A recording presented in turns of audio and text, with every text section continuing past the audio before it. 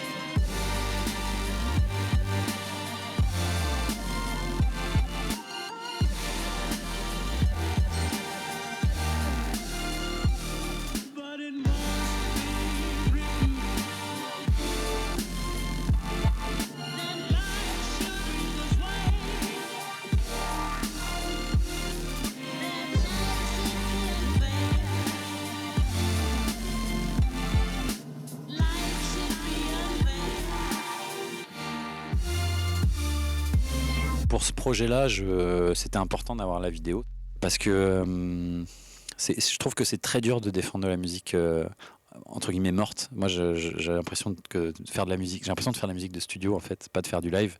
C'est pour ça que j'adore de plus en plus jouer avec des vrais musiciens parce que pour moi sur scène, ça fait vraiment la différence en fait. Quelqu'un qui voit une guitare ou une batterie, il sait ce que c'est, il sait quel bruit ça fait quand on tape et tout de suite il réagit en fait. Alors que quand on voit un DJ ou un beatmaker ou un machin, on comprend pas ce qu'il fait. Et des fois, on a l'impression qu'il se fout de notre gueule. Et des fois, il est à fond, mais on comprend pas parce qu'on l'entend pas ce qu'on voit visuellement. Donc du coup, voilà, moi j'avais envie d'aller plus loin. Du coup, ça m'a pris quand même, 6 mois pour faire toute la vidéo de mon show. Et pour moi, c'était important d'habiller en fait ce que je faisais avec encore plus de trucs que j'aime en fait autour de moi, plutôt que d'avoir des musiciens.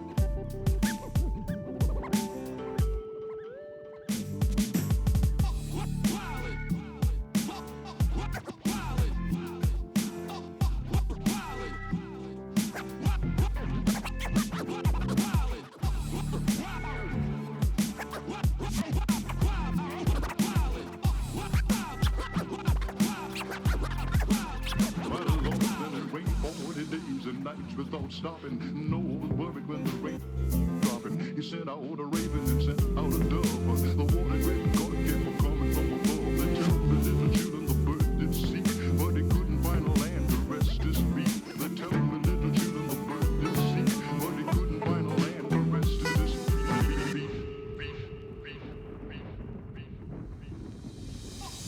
Rain, children, God's gonna send the water from life, and he's gonna rain from heaven up high. It's gonna rain, but it's gonna rain, but it's gonna rain, but it's gonna rain. Children, God's gonna send the water from life, and he's gonna rain from heaven up high. It's gonna rain, but it's